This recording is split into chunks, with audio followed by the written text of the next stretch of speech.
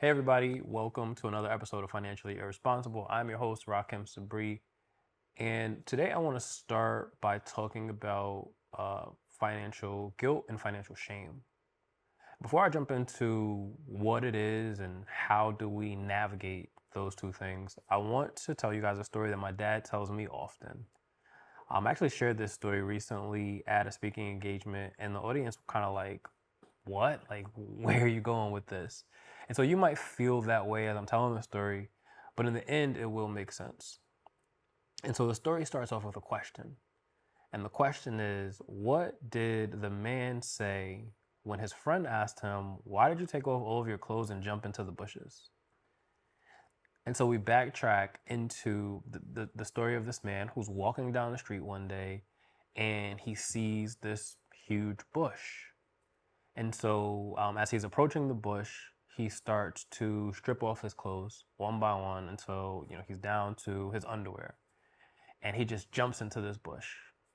And the bush has all kinds of sticks and thorns. And so clearly he hurt himself. He's getting out of the bush and his friend's walking by and says, hey, why did you just jump into the bushes? And the man's reply was, it seemed like a good idea at the time. Now, when my dad tells it to me, it's like this corny dad joke, right? It seems like a good idea at the time, and usually it's followed by some kind of lesson around a behavior or something that we recognize in hindsight may have been foolish or at best not the wisest decision to make. The reason why I shared that story with that audience and why I'm sharing that story with you is because there are often periods in time where we can look back to some of the financial decisions that we've made, maybe as young adults, maybe as even older adults, maybe decisions as recent as yesterday or 2 weeks ago, and think, man, from a position of having gone through it or been there and done that, I would have done things differently. If I knew better, right? If only I knew better, if I could go back and do this all over again. I find myself saying that a lot. I find my clients saying that a lot. But what's important to recognize in these instances is that you may have made that financial decision yesterday, 2 weeks ago, 5 years ago, 15 years ago, and you may still be feeling the repercussions of that decision from as far back as childhood. But in that moment, it was a good idea at the time, or at least it seemed like it was. And when I'm talking to a lot of my clients who are navigating or who are carrying guilt or shame related to the choices that they have made, it's important for me to acknowledge the way that they feel in that moment and to balance empathy and accountability in that decision-making process, particularly because 85 to 90% of the decisions that we make around money are usually tied into our emotions, right? We're not thinking about it from a position of rational thought or from a position of education or from a position of we should know better. And so I often hear some advocates for financial literacy in particular talking about financial literacy as if it is the only solution. And I'm sure I've covered this at some point during this show, where I strongly believe that financial literacy is important, but it's not the end-all be-all solution. And so many times when people are faced with or introduced to concepts relating to how they manage their money, or financial products or financial services, they may start to beat themselves up and saying things like, I was dumb, I was stupid, I should have done this differently, I regret this, etc., etc. In fact, the real life scenario that I've experienced in talking to clients is, or rather, repeating real life scenario that I've seen frequently in working with clients is around their decisions early in life and now the reality, the stark reality that they are approaching retirement age and they don't have any money put away for retirement. And so, of course, we can't rewind the clock, right? We can't go back and do the things that we didn't do that we know that we should have done over.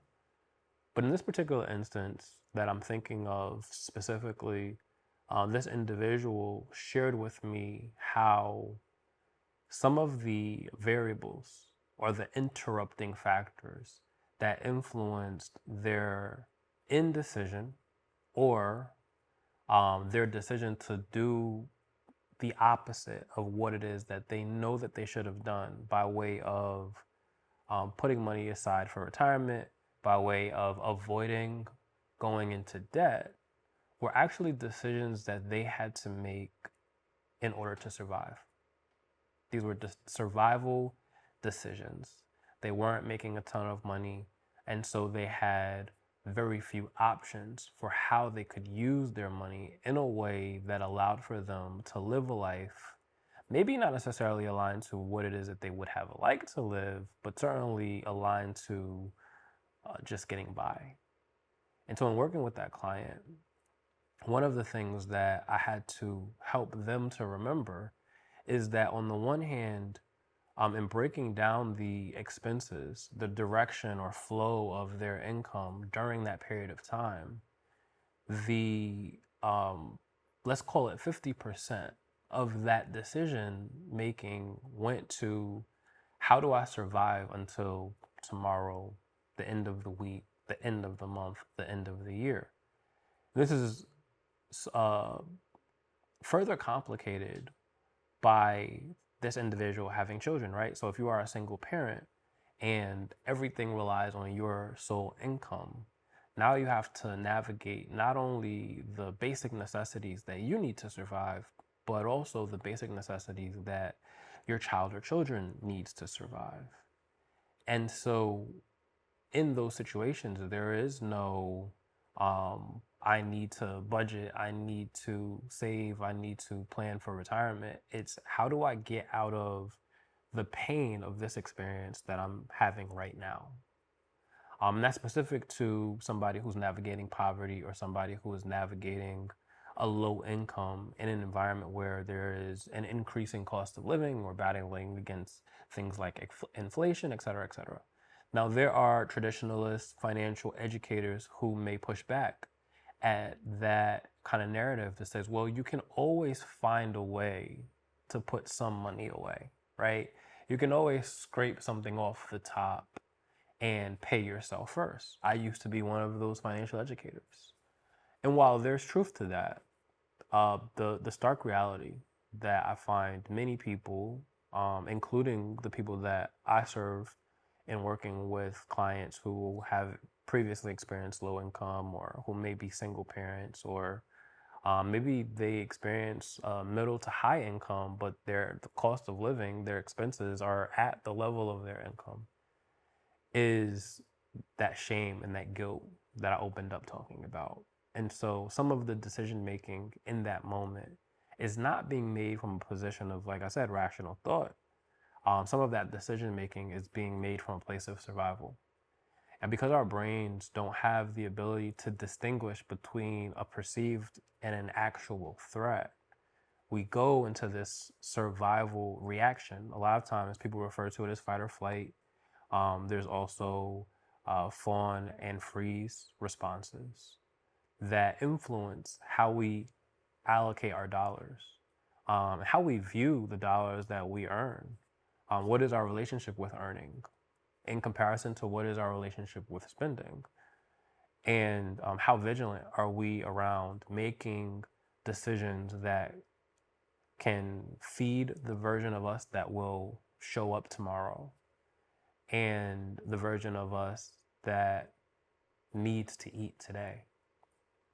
And so when having this conversation, the other 50% of expenses, categorically, right? And these are not like we can't take inventory of all of the purchases and financial choices that this individual has made over, let's call it a period of 20 or 30 years.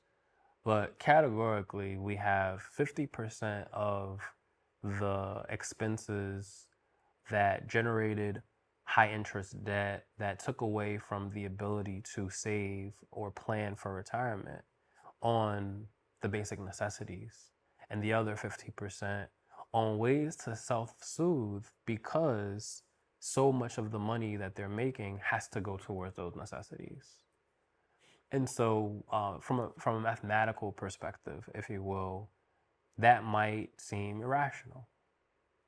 Well, if you have 50% of your income going towards necessities and the other 50% of your income going towards ways for you to soothe yourself in that situation, then you have enough money to put away. Or at least that's what rational thought would dictate. But sometimes in those moments, people find ways to cope with having to survive. People find ways to cope with survival. And in that, what she shared with me, this particular client, was that she found ways to cope by making herself feel better, by making herself feel better about how she looked, making herself feel better about how she showed up, making herself feel better about the work that she was doing. And so 50% of those expenses, we could say, went towards general maintenance things, right? Haircuts, makeup, clothing, perfume, cologne, accessories. Accessories that may not be necessary, accessories that may not cost a ton, but may add up over time. And when we widen that pool to include fast food, right? How necessary is it for us to go out and buy Starbucks coffee in the morning, or insert your favorite coffee shop's coffee in the morning? How necessary is it for us to go out to McDonald's or Chick-fil-A or some fast food restaurant for lunch? How necessary is it for us to go and grab a pizza on the way home because we're so tired from working all day and we just want to focus on the decompress and the relaxation from working all day? And so when we're looking at it again from a mathematical, from a rational perspective, yes, those costs tend to add up. And without a budget, without those foundational financial behaviors that traditionalists in financial education will emphasize and hit on, of course, spending will be chaotic. And so in this session that I'm having with this individual, in this conversation that I'm having, I didn't tell her this story that I'm telling you all, but I did tell her that she needs to draw a line in the sand from what was and start making better choices around what can be tomorrow. That she should drop the burden that comes with the guilt and the shame of not doing, and reimagine what a future and a present can look like, and ultimately will look like, based off of knowing better now. And so I share that with you because I encourage you all to do the same, right? If there is a decision or a series of decisions that you've made financially where maybe you're not so proud of it, right? Maybe if you had the opportunity to turn the clock back, you would go back and you would change that one thing or that series of things. And, from a vantage point of where you are now, having the experience and the education and maybe the access to information that is much more plentiful when we talk about Google searches and YouTube and TikTok and the various means of social media and the various blogs that exist that did not exist 15 years ago, 20 years ago, 30 years ago. You like to think that you would do better. And so the good news, or the silver lining, if you will, is that you can do better. You can do better today. You can do better tomorrow. You can do better well into the future. It's a tough balancing act for me, sitting on the other side of the table and listening to people go through their regrets, their guilt, their shame related to the financial choices that they've made, and ultimately their own contributions to the mess that they perceive that they're in. And no amount of education in this state is going to make a difference, right? Because the individual is so fixated on the past that they can't give themselves the room to move forward. And the balancing act between accountability and empathy there is to help the individual recognize that, yes, it's important for you to take ownership of the decisions that you have made in the past, but also that you have an undefined future that starts with you right now in this moment. And that future can be bright if you unburden yourself from the guilt and the shame that comes with decisions that you've made in the past. More than that, and what I found and part of my journey into financial education and financial therapy and financial counseling holistically, is that some of the experiences that I've had early on in life, and I see this with some of my peers, some of the experiences that they have early on in life allows for them to inform their education based off of having been there and done that. And so you'll have financial educators who are very passionate about the work that they do, not necessarily because of something that they read in a book, but because something that they read in a book connects to an experience that they've had in real life.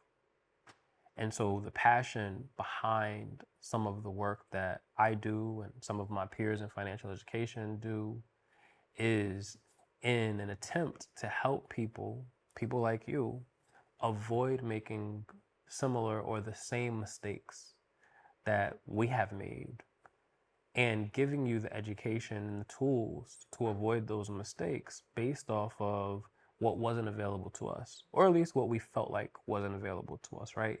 Some of the books that we reference, like The Richest Man in Babylon and The Billionaire Next Door and Rich Dad, Poor Dad, and Warren Buffett's his philosophies and the books that he's written, The Intelligent Investor, and so many of these classic books have been around for quite a while, and even have been read by people who still make these mistakes. And so I think that's where I want to leave this with you guys. We recognize, or at least we should recognize, that the financial education is important, but it doesn't move you past your stopping point. You move you past your stopping point by acknowledging the role that the guilt and the shame plays in where you move from here, but also in influencing how you decide to consume, whether intentionally or unintentionally, content that further shames or guilts you. And there are people who've built entire businesses or entire brands off of telling you that you're not smart enough, you are foolish, you are dumb, you are an idiot, based off of you're not following the path that they have laid out for you. And there is no cookie cutter approach to personal finance. Again, 85 to 90% of our financial decision making comes from an emotional place.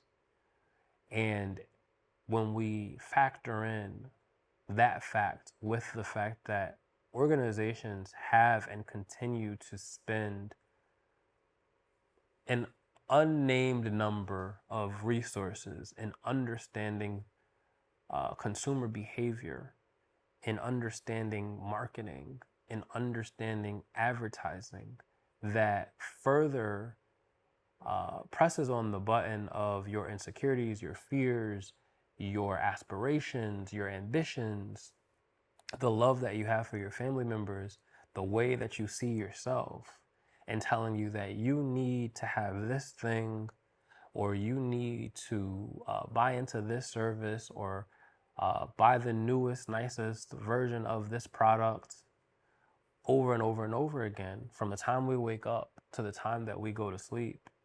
And that bombardment continues based off of your interactions with peers, your interactions online and social media, your interactions in the workplace, where people are constantly signaling through the items that they consume that this has changed my life for the better. I bought the new iPhone, and this iPhone is better than the last iPhone because it's new. Or I have the newest car, and this car is better than the last car because it has this new feature. And so we have to be conscious of the way that these messages, both those that are engineered and weaponized against us through what we consume on television, radio, social media, etc., and those that come from within based off of any kind of fear or insecurity or doubts that we have about the value that we bring into the spaces that we navigate. We can combat those things by intentional consumption of content that, rather than shames us, uplifts us. By intentional consumption of content that teaches us how to increase our income, how to decrease our spending, how to extend the longevity or the life cycle of some of the products that we use, or how to be less harsh on the products that we use. And so really, the power is in your hands to decide how and what you want to consume, how and what you want to carry with you as a burden, and how and what you want to release as a burden, specifically as it relates to the guilt and the shame that may come with previous financial decisions. I want to invite you at this time to pause and write down maybe your top 5 or top 10. Well, I don't want to use the word regrets, but shameful or burdensome financial decisions. And I want you to reframe or reimagine what it is that you can do differently, if you have the opportunity to go back and change that, and what it is you're going to do differently moving forward. Understand the root of why you made those 5 or 10 decisions. And if you can't get to 5 or 10, then that's a good thing. But even if you get to 1, think about the root of that decision. Go back to making that decision, the time period. What were you experiencing? What was the messaging that you were internalizing? How did that decision in that moment seem like the right thing to do or seem like a good idea at the time? And then I want you to, after you've come up with this list and you've reimagined what that looks like, I want you to come up with a list of 5 to 10 things that you can tell yourself that affirm the decisions that you make moving forward, that lets you know that you are not needing to consume, or that lets you know that you're not foolish or that you're not stupid or that you're not an idiot, and that you trust yourself to make the right decision for you at the right time, and that the decision that you make is the best decision for you in that moment. I want to reiterate that line in there that I think is super powerful, that you trust yourself to make the right decision at the right time, because oftentimes we, on the other side of the unknown, have to make a decision and we don't know if it's going to be the right decision or if it's not going to be the right decision. And so I want to affirm you in this moment and let you know that the decision that you make, any decision that you make from a place of informed intentionality, is the right decision at the right time. So as we come to a close in this episode, I want you guys to, again, in summary, unburden yourself from the guilt and the shame of past financial decisions, because, like the man who jumped into the bushes, those decisions seem like a good idea at the time. This has been another episode of Financially Irresponsible. Again, I'm your host, Rahkim Sabree, and I will see you guys next time.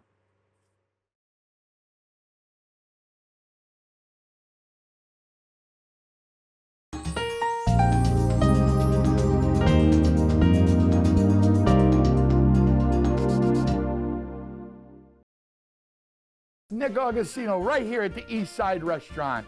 We always have the complete full dinner menu.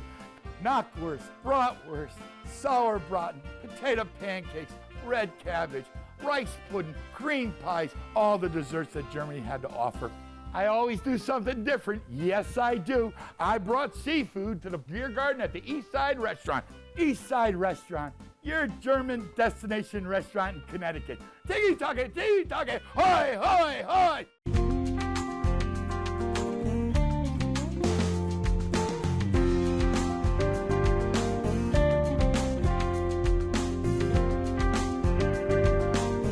Follow us on Instagram at nutmeg.tv.